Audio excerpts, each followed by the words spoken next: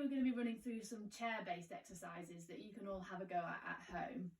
I'm just sat on a normal kitchen chair, and I don't want anyone slouching back and relaxing in the chair. We want to be sat nice and upright towards the front of the chair, shoulders back, sitting on our sitting bones and engaging our core muscles. So that just means drawing the belly button back towards the spine. I've got my feet firmly planted on the floor. If you prefer to use trainers, that means we won't have any slippage if you're on a slippy floor. And I've just got my legs at right angles to the floor. The first exercise we're going to do is just some heel taps. So I'm going to keep my nice upright position, core still engaged, and we're simply going to put one heel in front of the other, just alternating legs as we go. You might like to have some music on in the background to make it a little bit more lively.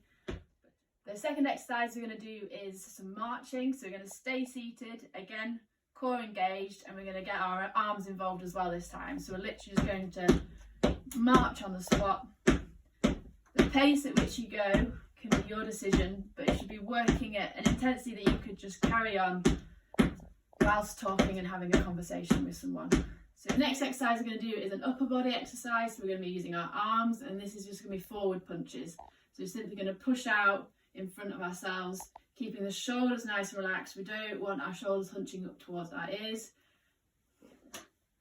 And again, you can vary the speed at which you do this to suit the intensity that's right for you. If you want to make it a little bit harder, you could get some tins of baked beans or whatever tins you have in your cupboard, and again, just pushing out. And we're just adding a little bit more load to make it a little bit more difficult. Next up, we're going to use the chair as a bit of support. We're going to come and stand behind the chair. So hands just gently balancing on the back. I don't want you pushing on the chair because we might tip it up, but just using that as a point for balance. And what we're going to do is we're going to do some half jacks. So pushing the foot out to the side with the arm and bringing that back to centre. You can either keep doing them on one side, go for say 10 and then swap over, or you can alternate which side you do. We're going to have a little bit of a bend in the knee as we go, and again keeping that upper body nice and upright, no slouching forward,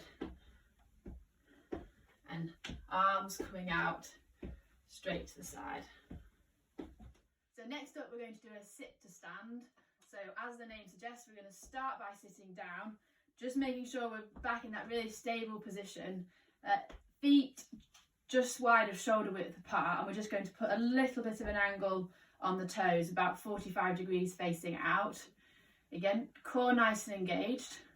We're going to put our arms out in front of us as a counterbalance, and then we're going to push up through the soles of our feet, driving our hips forward and keeping our chest up to put ourselves in a standing position.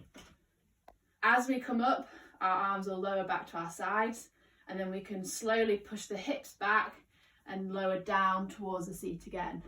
You can either rest at the bottom for a second there before coming back up, or if you're feeling nice and stable, you can go all the way down to the chair, pause and touch back up. So we're not relaxing at the bottom, we're just touching the chair and coming back up.